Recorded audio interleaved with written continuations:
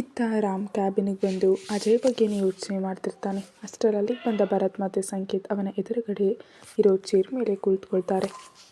ರಾಮ್ ಅವ್ರನ್ನ ನೋಡಿ, ಏನಾಯಿತು, ಯಾಕೊಂಥರ ಇದೆಯಾ? ಬ್ರೋ, ನೀನು ಮಾಡಿ ಸರಿ ಇಲ್ಲ. ಏನು ಸರಿ ಇಲ್ಲ ಭರತ್, ಕರೆಕ್ಟಾಗಿ ಹೇಳು. ರಾಮ್, ನೀನು ಸಂಜೆ ಪಾರ್ಟಿಗೆ ಸಾನ್ನ ಕರ್ಕೊಂಡು ಹೋಗೋದು ಬೇಡ. ಯಾಕೆ ಬಾವ, ಏನಾಯಿತು? ಬ್ರೋ, ನಿನಗೆ ಯಾಕೆ ಅರ್ಥ ಆಗ್ತಿಲ್ಲ? ಅವ್ನು ನಿನ್ನ ಮಾತ್ರ ಕರ್ತಿದ್ದ, ಅನ್ಸುತ್ತಿಲ್ಲ ಅದಕ್ಕೆ ಮಾತ್ರ ನನಗೆ ಯಾಕೋ ಸರಿ ಅನ್ನಿಸ್ತಿಲ್ಲ. ಹ್ಞೂ ರಾಮ್, ನಾನು ಅವನು ಬಂದಾಗಿಂದ ನೋಡ್ತಿದ್ದೀನಿ, ಅವನ ನಡವಳಿಕೆ ಯಾಕೋ ಸರಿ ಇಲ್ಲ. ಇವಾಗ ನಿಮ್ಮಿಬ್ಬರು ಪ್ರಾಬ್ಲಮ್ ಏನು? ಅವ್ನು ನನ್ನ ಮಾತ್ರ ಕರೆದಿದ್ದಾನೆ ಅಂತಾನ ಅಥವಾ ನಿಮ್ಮನ್ನು ಕರೆದಿಲ್ಲ ಅಂತಾನ? ಬ್ರೋ, ಯಾಕೆ ವಿಚಿತ್ರವಾಗಿ ಮಾತಾಡ್ತಿದ್ಯಾ? ಅವನ ಪಾರ್ಟಿ ಯಾರಿಗೆ ಬೇಕು ಹೇಳು? ನಮಗೆ ಅದಕ್ಕೆ ಸೇಫ್ಟಿ ಮುಖ್ಯ ಅಷ್ಟೇ. ಈ ರಾಮ್ ಇರೋ ತನಕ ನನ್ನ ಗಂಡನ್ನು ಯಾರು ಟಚ್ ಕೂಡ ಮಾಡೋಕ್ಕಾಗಲ್ಲ. ನಾನು ಅಲ್ಲಿಗೆ ಹೋಗ್ತಾ ಇರೋದು ಅವನು ಕೊಡೋ ಪಾರ್ಟಿಗಲ್ಲ, ನನಗಿರೋ ಡೌಟ್ ಕ್ಲಿಯರ್ ಮಾಡೋಕ್ಕೆ. ಏನು ಡೌಟ್ ರಾಮ್ ನಿನಗೆ? ನಿನ್ನೆ ಕಂದನ್ ಜೊತೆ ಪಾರ್ಕಲ್ಲಿ ಮಿಸ್ಬಿಹೇವ್ ಮಾಡಿದ್ದು ಅಜಯ್ ಅಂತ ಡೌಟ್. ಏನು ಹೇಳ್ತಾ ಇದೆಯಾ ಬ್ರೋ? ನಾನು ಬರೀ ಡೌಟ್ ಅಷ್ಟೇ, ಅದನ್ನು ಅಲ್ಲಿಗೆ ಹೋಗಿ ಕ್ಲಿಯರ್ ಮಾಡ್ಕೊಳ್ಬೇಕು. ಸರಿ ರಾಮ್, ಆದರೆ ಸಾನು ಹುಷಾರು, ನನಗೆ ಯಾಕೋ ಅಜಯ್ ನೋಡಿದ್ರೆ ಒಳ್ಳೆ ಒಪಿನಿಯನ್ ಬರಲ್ಲ. ಹ್ಞೂ ಬ್ರೋ, ಭಾವ ಹೇಳ್ತಾ ಇರೋದು ಸರಿ. ನಾನೆಲ್ಲ ನೋಡ್ಕೊಳ್ತೀನಿ. ಸರಿ, ನಾವಿನ್ನೂ ಬರ್ತೀವಿ ಅಂತ ಅವರಿಬ್ಬರು ಎದ್ದು ಹೋಗ್ತಾರೆ. ರಾಮ್ಗೆ ಅವರು ಹೋದ ನಂತರ ಸಾನು ನೆನಪಾಗ್ತಾಳೆ. ಅವಳಿಗೆ ಕಾಲ್ ಮಾಡಿ ಮಾತಾಡೋಣ ಅಂತ ಅವಳ ಫೈಲಲ್ಲಿ ಇರೋ ನಂಬರ್ಗೆ ಕಾಲ್ ಮಾಡ್ತಾನೆ. ಇತ್ತ ಸಾನು ಪೇಷಂಟ್ ಎಲ್ಲರನ್ನ ಚೆಕಪ್ ಮಾಡಿ ಮುಗಿಸಿ ಸುಸ್ತಾಗಿ ಚೇರುಗೊಳಗೆ ಕಣ್ಣು ಮುಚ್ಚಿ ಕೂತಿರ್ತಾಳೆ. ಅಂಜಲಿ ಸಡನ್ನಾಗಿ ಡೋರ್ ತಳ್ಕೊಂಡು ಒಳಗೆ ಬರ್ತಾಳೆ. ಸಾನು ಡೋರ್ ಸೌಂಡಿಗೆ ಕಣ್ಣು ತೆರೆದು ನೋಡಿದ್ರೆ ಅಂಜಲಿ ಇರ್ತಾಳೆ. ಅರೆ ಅಂಜಲಿ, ನೀನೇನಿಲ್ಲಿ?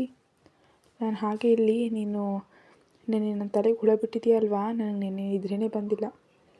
ಆವಾಗಲೇ 2 ಸಲ ಬಂದು ಹೋಗಿದ್ದೀನಿ, ನೀನು ಬ್ಯುಸಿ ಇರೋದು ನೋಡಿ ವಾಪಸ್ ಹೋಗಿದ್ದೆ. ಅದು ಅಂಜಲಿ, ಇನ್ನೊಬ್ಬರು ಡಾಕ್ಟರ್ ಲೀವ್ ಅಂತೆ, ಅದಕ್ಕೆ ನಾನು ಬ್ಯುಸಿ. ಸರಿ ಅದೆಲ್ಲ ಬಿಡು, ನೀನು ನೆನ್ನೆ ಹೇಳಿದ್ರ ಬಗ್ಗೆ ಹೇಳು.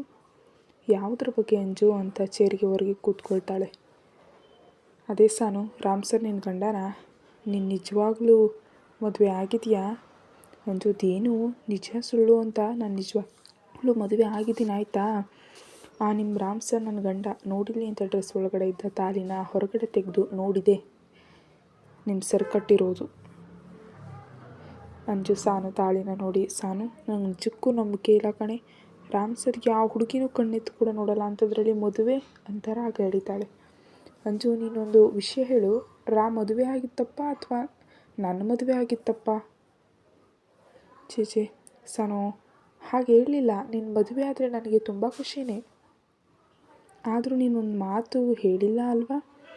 ಸಾರಿ ಅಂಜು, ನೀನು ಓದಿ ಮುಗಿತಾ ಇದ್ದ ಹಾಗೆ ಯಾರ ಕಾಂಟ್ಯಾಕ್ಟ್ ಕೂಡ ಸಿಕ್ಕಿಲ್ಲ, ಅದಕ್ಕೆ ಹೇಳಿಲ್ಲ. ಪರವಾಗಿಲ್ಲ ಸಾನು, ನೀನು ಮದುವೆ ಆಗಿದ್ದು ಖುಷಿ ಆಯಿತು. ಇದೇ ಖುಷಿಗೆ ನನಗೆ ಪಾರ್ಟಿ ಬೇಕು. ಸರಿ ಕಣೆ, ನೀನು ಹೇಳಿದ್ದಲ್ಲಿ ಪಾರ್ಟಿ ಕೊಡಿಸ್ತೀನಿ, ಆದರೆ ನಾಳೆ, ಇವತ್ತು ಸ್ವಲ್ಪ ಬ್ಯುಸಿ. ಸರಿ ಸಾನು, ಓಕೆ ಬಾಯ್. ಇವಾಗ ಲಂಚ್ ಟೈಮ್, ಊಟ ಮಾಡಿಬಿಡೋಣ ಅಂತ ಇಬ್ಬರು ಕ್ಯಾಂಟೀನ್ಗೆ ಹೋಗ್ತಾರೆ. ಸಾನು ಹಾಗೂ ಅಂಜಲಿ ಕ್ಯಾಂಟೀನ್ಗೆ ಬಂದು ಊಟ ತೊಗೊಂಡು ಒಂದು ಮೂಲೆಯಲ್ಲಿ ಇರೋ ಟೇಬಲ್ನಲ್ಲಿ ಕೂತ್ಕೊಳ್ತಾರೆ. ಅಲ್ಲಿದ್ದ ಹಾಸ್ಪಿಟಲ್ ಗಾರ್ಡನ್ ತುಂಬ ಚೆನ್ನಾಗಿ ಕಾಣಿಸುತ್ತೆ. ಸಾನು ಅಂಜು ಊಟ ಮಾಡ್ತಾ ಮಾತಾಡ್ತಿರ್ತಾರೆ. ಸಾನು ಅಂಜು ಹತ್ರ, ಅಂಜು ಇವಾಗಾದರೂ ಹೇಳ್ತೀಯಾ ಏನು ವಿಷಯ ಅಂತ? ಅಂಜು ಒಂದು ನಿಟ್ಟುಸಿರು ಬಿಟ್ಟು, ಸಾನು ಹೇಳೋಕೆ ಏನೂ ಇಲ್ವೇ? ನಿನಗೆ ಗೊತ್ತು ಅಲ್ವಾ, ಡ್ಯಾಡ್ ಪೊಲೀಸ್ ಆಫೀಸರ್ ಅಂತ. ಡ್ಯಾಡ್ ಒಂದು ಕೇಸಲ್ಲಿ ತುಂಬ ತಲೆ ಕೆಡಿಸ್ಕೊಂಡಿದ್ರು, ಅವರ ವಿರುದ್ಧ ಎಲ್ಲ ಸಾಕ್ಷಿ ಕೂಡ ಸಿಕ್ತು. ಅವ್ರ ಡ್ಯಾಡ್ಗೆ ಪದೇ ಕಾಲ್ ಮಾಡಿ ಕೇಸಿಂದ ಹಿಂದೆ ಸರಿಯೋ ಕೇಳ್ತಾ ಇದ್ರು. ಡ್ಯಾಡ್ ಒಪ್ಪದೇ ಇದ್ದಾಗ ನನ್ನ ಕಿಡ್ನ್ಯಾಪ್ ಮಾಡಿದ್ರು ಕಣೆ. ಸಾನು ಶಾಕಿಂದ, ಏನು ಅಂಜು, ನೀನು ನಿಜ ಹೇಳ್ತಿದ್ಯಾ? ಹ್ಞೂ ಕಣೆ ನಿಜ. ನಮ್ಮ ಲಾಸ್ಟ್ ಎಕ್ಸಾಮ್ ಆದಮೇಲೆ ಮನೆ ಗೇಟ್ ಹತ್ರ. ಆಮೇಲೆ ಡ್ಯಾಡ್ ಆ ಕೇಸಲ್ಲಿ ನಿಲ್ಲಿಸಿದ ಮೇಲೆ ನಾನು ಬಿಟ್ಟು ಕಳಿಸಿದ್ರು.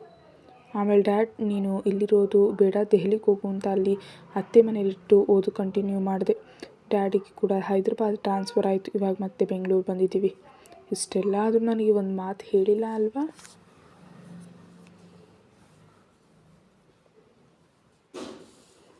ಹೇಗೆ ಹೇಳೋದು ಸಾನು? ನಾವು ಮಾತಾಡೋ ಕಾಲ್ಸೆಲ್ಲ ಅವ್ರಿಗೆ ಗೊತ್ತಾಗ್ತಿತ್ತು.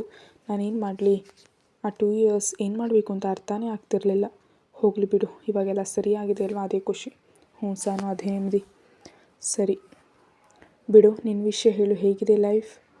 ಹೇಗಿದೆ ಅಂದರೆ ಏನಂಜು, ನಾರ್ಮಲ್ ಆಗಿದೆ. ಅಯ್ಯೋ ಪೆದ್ದಿ, ನೀನು ಓದೋದ್ರಲ್ಲಿ ಮಾತ್ರ ಫಸ್ಟ್, ಈ ಲವಲ್ಲಿ ಝೀರೋ. ಅಂಜು, ನೀನು ಹಾಗೆಲ್ಲ ಹೇಳಬೇಡ ಅಂತ ಮುಖ ಊದಿಸ್ತಾಳೆ. ಮತ್ತೆ ಏನೇ ನೀನು, ನಾನು ಕೇಳಿದ್ದು ನಿನ್ನ ಮ್ಯಾರಿಡ್ ಲೈಫ್ ಬಗ್ಗೆ. ಓ ಅದಾ, ಚೆನ್ನಾಗಿದೆ. ಮನೆಯವರೆಲ್ಲ ತುಂಬ ಒಳ್ಳೆಯವರು. ನೀನು ಒಂದ್ಸಲ ಬಾ, ನಿನಗೂ ಪರಿಚಯ ಮಾಡಿಕೊಡ್ತೀನಿ. ಸರಿ, ನಾನು ಬರ್ತೀನಿ. ನೀನು ಖುಷಿಯಾಗಿದೆಯಾ? ರಾಮ್ ಸರ್ ನಿನ್ನ ಚೆನ್ನಾಗಿ ನೋಡ್ಕೊಳ್ತಾರಾ?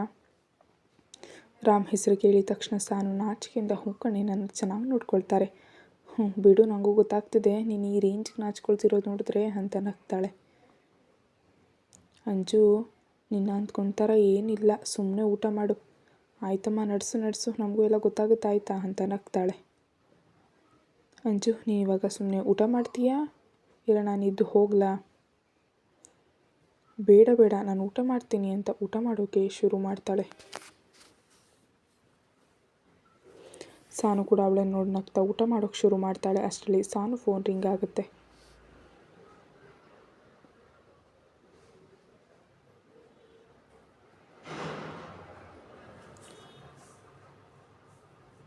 ಸಾನು ಫೋನ್ ನೋಡ್ತಾ ಇದ್ದು ಯಾವುದು ಅನ್ನೋನ್ ನಂಬರ್ ಅಂತ ರಿಸೀವ್ ಮಾಡ್ತಾಳೆ. Hello, whose this?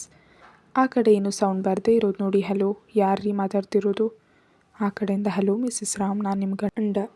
ಸಾನು ಒಂದು ಕ್ಷಣ ಶಾಕ್ ಜೊತೆಗೆ ಖುಷಿ ಆಗ್ತಾಳೆ. ಸಾನು ಏನು ಮಾತಾಡದೇ ಇರೋದು ನೋಡಿ. ರಾಮ್, ಹಲೋ ಕಂದ, ಏನಾಯಿತು, ಏನು ಮಾತಾಡ್ತಾ ಇಲ್ಲ? ಹಾಂ ಹೇಳಿ ರಾಮ್, ಏನು ವಿಷಯ? ಏನಿಲ್ಲ ಕಂದ, ಸುಮ್ಮನೆ ಕಾಲ್ ಮಾಡಿದೆ. ಊಟ ಮಾಡಿದ್ಯಾ? ಹಾಂ ರಾಮ್, ಊಟಕ್ಕೆ ಕ್ಯಾಂಟೀನ್ಗೆ ಬಂದಿದ್ದೀವಿ.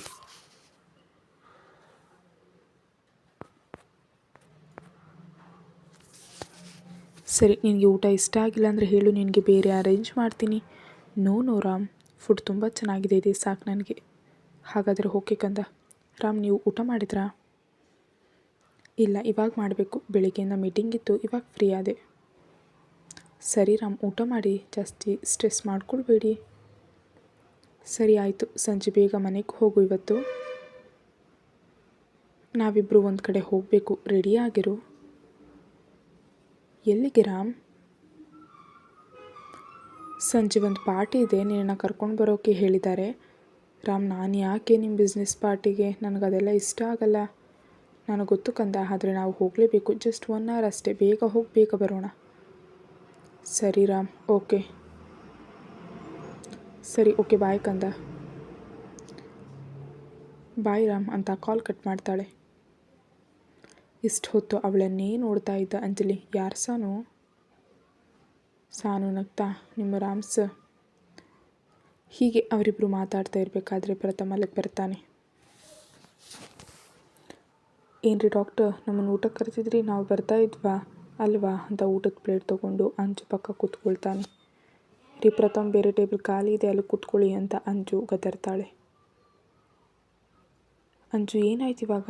ಅವರಲ್ಲಿ ಕೂತ್ಕೊಂಡ್ರೆ ಏನಾಯಿತು? ಹಾಗೆ ಮಾತಾಡ್ತಾರಾ? ಅಲ್ಲ ಡಾಕ್ಟರ್, ನೀವು ಹೇಳಿ, ನಿಮ್ಮ ಫ್ರೆಂಡ್ಗೆ ಸ್ವಲ್ಪ ಯಾವಾಗಲೂ ಸಿಡಿ ಅಂತಾಳೆ.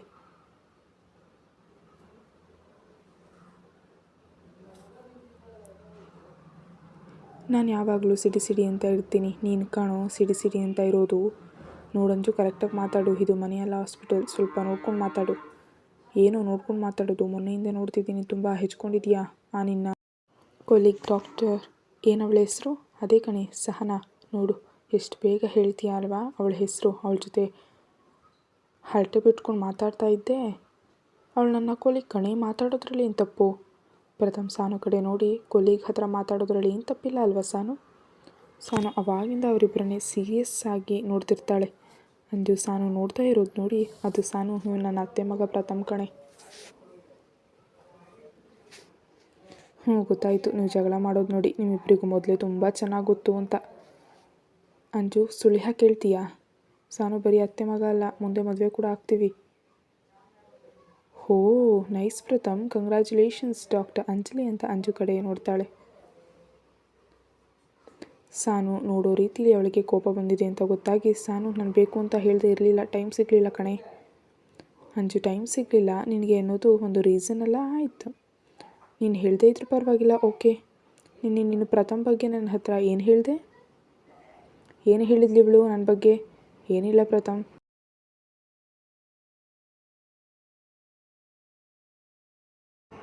ಸಾನು ಅದೆಲ್ಲ ಮರೆತುಬಿಡು. ಅದು ಪ್ರಥಮ ಮೇಲಿನ ಕೋಪಕ್ಕೆ ಹಾಗೆ ಹೇಳಿದ್ದು. ಅಂಜು, ನಿನ್ನ ಕೋಪ ಬಂತು ಅಂತ ಒಬ್ಬರ ಕ್ಯಾರೆಕ್ಟರ್ ಬಗ್ಗೆ ತಪ್ಪಾಗಿ ಮಾತಾಡಬಾರ್ದು. ಅದು ನನಗಿಷ್ಟ ಆಗಲ್ಲ ಅಂತ ಗೊತ್ತು ತಾನೇ? ಹ್ಞೂ ಗೊತ್ತು ಸಾನು. ಐ ಆಮ್ ಸಾರಿ ಸಾನು ಅಂತ ಸಪ್ಪೆ ಮುಖ ಮಾಡಿ ಹೇಳ್ತಾಳೆ. ನನಗಲ್ಲ ಸಾರಿ, ಪ್ರಥಮ್ ಹತ್ರ ಸಾರಿ ಕೇಳು. ಅವನಿಗೆ ಯಾಕೆ ಸಾರಿ ಕೇಳಬೇಕು ನಾನು? ಯಾಕೆಂದರೆ ಅವನ ಬಗ್ಗೆ ತಾನೇ ನೀನು ತಪ್ಪಾಗಿ ಮಾತಾಡಿದ್ದು. So say sorry to him. Anju Pratham ಹತ್ರ, ಸಾರಿ ಪ್ರಥಮ್, ನಿನ್ನ ಬಗ್ಗೆ ಸಾನು ಹತ್ರ ತಪ್ಪಾಗಿ ಮಾತಾಡಿದೆ. ಇಟ್ಸ್ ಓಕೆ ಅಂಜು ಅಂತ ತಪ್ಕೊಳ್ತಾನೆ. ಸಾನು ಅವರಿಬ್ಬರು ನೋಡಿ ಹಲೋ ಬಟ್ಸ್ ಇದು ಹಾಸ್ಪಿಟಲ್, ಸ್ವಲ್ಪ ನಿಮ್ಮ ರೊಮ್ಯಾನ್ಸ್ ಕಮ್ಮಿ ಮಾಡಿ. ಅಂಜು ಪ್ರಥಮಿಂದ ದೂರ ಸರಿದು, ಸಾನು ನಿಮ್ಮ ಥರ ಅಲ್ಲ ಬಿಡು, ನಿನಗೆ ಆಲ್ರೆಡಿ ಮದುವೆ ಆಗಿದೆ, ನಮಗಿನ್ನೂ ಲೈಸೆನ್ಸ್ ಇಲ್ಲ ಬಿಡು. ಏನು ಸಾನು, ಮದುವೆ ಆಗಿದೆಯಾ, ಯಾವಾಗ ಅಂತ ಪ್ರಥಮ ಆಶ್ಚರ್ಯದಿಂದ ಕೇಳ್ತಾನೆ. ಹ್ಞೂ, ಅವಳಿಗೆ ಮದುವೆ ಆಗಿ 5 days ಆಗಿದೆ. ಓ ಹೌದಾ, ಕಂಗ್ರ್ಯಾಟ್ಸ್ ಸಾನು. ಮತ್ತು ಪಾರ್ಟಿ ಕೊಡಿಸಿಲ್ಲ ನಮಗೆ? ಪಾರ್ಟಿ ಬೇಕು, ಯಾವಾಗ ಕೊಡಿಸ್ತೀರಾ? ನಾಳೆ ಲಂಚ್ ನನ್ನ ಕಡೆಯಿಂದ ಹೊರಗಡೆ ಹೋಗೋಣ. ಹ್ಞೂ ಸರಿ. ಹೌದು, ನಿಮ್ಮ ಹಸ್ಬೆಂಡ್ ಯಾರು? ಅವರು ಏನು ಮಾಡ್ತಿದ್ದಾರೆ? ನಿಮ್ಮ ಥರನೇ ಡಾಕ್ಟರಾ? ಏನು ಪ್ರಥಮ್, ನೀನು ಅವಳಿಗೆ ಮಾತಾಡೋಕ್ಕೆ ಟೈಮ್ ಕೊಡು ಮೊದಲು ಅಂತ ಅಂಜು ಗದರ್ತಾಳೆ. ಸರಿ ಸರಿ ಸಾನು, ನೀವು ಮಾತಾಡಿ ಅಂತ ಸುಮ್ಮನೆ ಕೂತ್ಕೊಳ್ತಾನೆ. ನನ್ನ ಹಸ್ಬೆಂಡ್ ಯಾರು ಅಂತ ನಿಮಗೆ ನಾಳೆ ಗೊತ್ತಾಗುತ್ತೆ. ನಾಳೆ ಮೀಟ್ ಮಾಡಿಸ್ತೀನಿ ಆಯಿತಾ? ಇನ್ನು ಅವರು ಡಾಕ್ಟರ್ ಅಲ್ಲ. ಅಂದರೆ ನಿಮ್ಮ ಹಸ್ಬೆಂಡ್ ಬಗ್ಗೆ ತಿಳ್ಕೊಳಕ್ಕೆ ನಾಳೆ ತನಕ ವೆಯ್ಟ್ ಮಾಡಬೇಕು. ಹ್ಞೂ ಕರೆಕ್ಟ್. ನಂದು ಊಟ ಆಯಿತು, ನೀವು ಊಟ ಮಾಡಿ ಟೈಮ್ ಆಯಿತು ಅಂತಾಳೆ.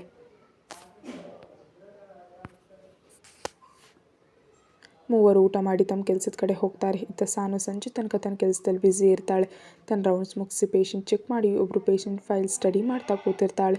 ಸಂಜೆ 5 ಗಂಟೆಗೆ ಅಂಜಲಿ ಬಂದು ಸಾನುನ ಕರೆಯೋ ತನಕ ಸಾನುಗೆ ಸಂಜೆ ಆಗಿದ್ದು ಗೊತ್ತಾಗಲ್ಲ. ಅಂಜು ಸಾನು ಚೇಂಬರ್ಗೆ ಬಂದು, ಸಾನು ಇನ್ನೂ ಮಾಡ್ತಾ ಇದೀಯಾ? ಆಲ್ರೆಡಿ 5 ಗಂಟೆ, ನೀನು ಮಧ್ಯಾಹ್ನ ಹೊರಗೆ ಹೋಗಬೇಕು ಅಂತಿದ್ದೆ ಅಲ್ವಾ? ಅಂಜು ಮಾತು ಕೇಳಿ ಸಾನು ತನ್ನ ವಾಚ್ ನೋಡ್ತಾಳೆ.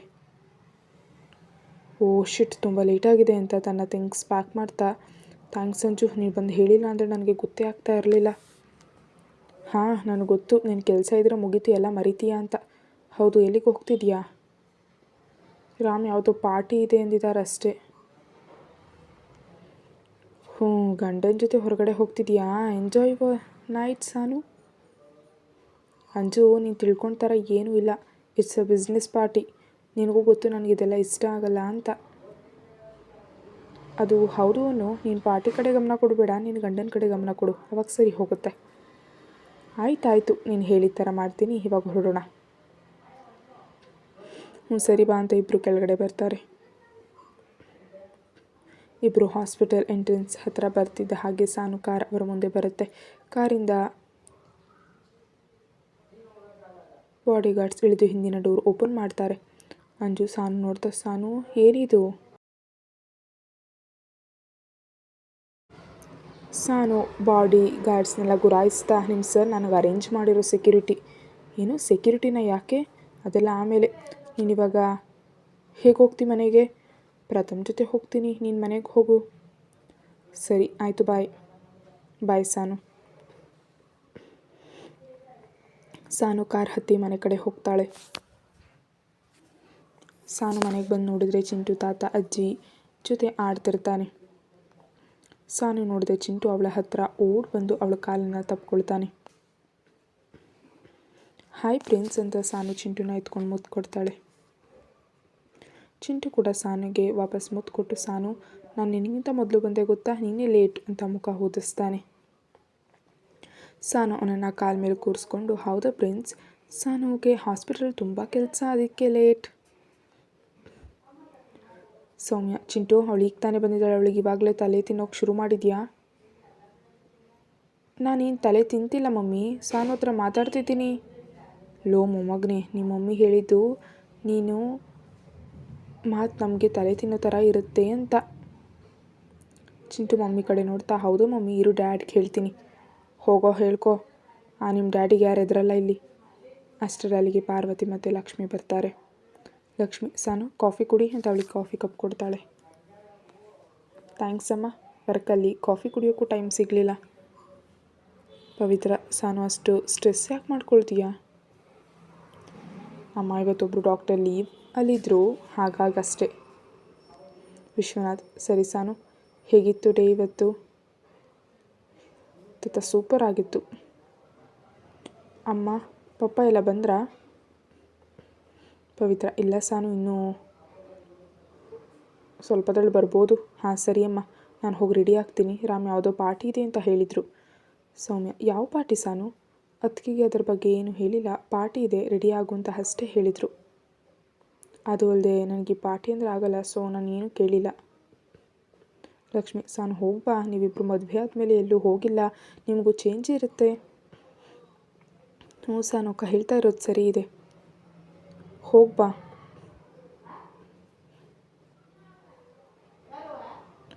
ಸಾನು ಏನಾದರೂ ಹೆಲ್ಪ್ ಬೇಕಿದ್ರೆ ಕೇಳು. ಹ್ಞೂ ಅದಕ್ಕೆ ಪಾರ್ಟಿಗೆ ಏನು ಹಾಕೊಳ್ಳೋದು ಅಂತ ಕನ್ಫ್ಯೂಷನ್. ಸಾನು ನೀನು ಹೋಗ್ತಾ ಇರೋದು ಪಾರ್ಟಿಗೆ, ಸೊ ಪಾರ್ಟಿ ಗೌನ್ ಹಾಕು ನಿನ್ನ ಹತ್ರ, ಇಲ್ಲ ಅಂದರೆ ಹೇಳಿ ನಾನು ಕೊಡ್ತೀನಿ. ಸಾನು ನೀನು ಅವಳ ಮಾತು ಕೇಳಬೇಡ, ನೀನು ಸೀರೆ ಉಡು ಆಯಿತಾ?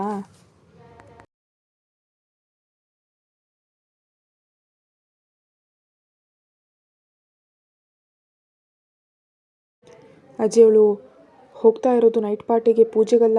ನನಗೂ ಗೊತ್ಕಣೆ, ನೀನು ಸ್ವಲ್ಪ ಸುಮ್ಮನೆ ಇರು. ಸಾನು ನೀನು ನಾನು ಹೇಳಿದ ಥರ ರೆಡಿಯಾಗು. ಇಲ್ಲ ಸಾನು ನೀನು ಗೌನ್ ಹಾಕು. ಸಾನು ಅಜ್ಜಿ ಮತ್ತು ಸೌಮ್ಯ ನೋಡ್ತಾ ಇರ್ತಾಳೆ. ಅವರನ್ನು ನೋಡಿದ ಲಕ್ಷ್ಮಿ ಇಬ್ಬರು ಸುಮ್ಮನೆ ಇರಿ ಅತ್ತೆ, ನೀವೇನು ಅವಳ ಹತ್ರ ವಾದ ಮಾಡ್ತಿದ್ದೀರಾ? ಸೌಮ್ಯ ನೀನು ಸುಮ್ಮನೆ ಇರು. ಸಾನು ನೀನು ಸೀರೆ ಉಡು ಆಯಿತಾ? ಅಮ್ಮ ನೀನು ಕೂಡ ಅಜ್ಜಿ ಹೇಳಿದ ಥರ ಹೇಳಬೇಡ. ಸೌಮ್ಯ ಸ್ವಲ್ಪ ಬಾಯಿ ಮುಚ್ಕೊಂಡು ಕೂತ್ಕೋ, ನಾನು ಮಾತಾಡ್ತಾ ಇದ್ದೀನಲ್ವಾ ಅಂತ ಗದರ್ತಾರೆ.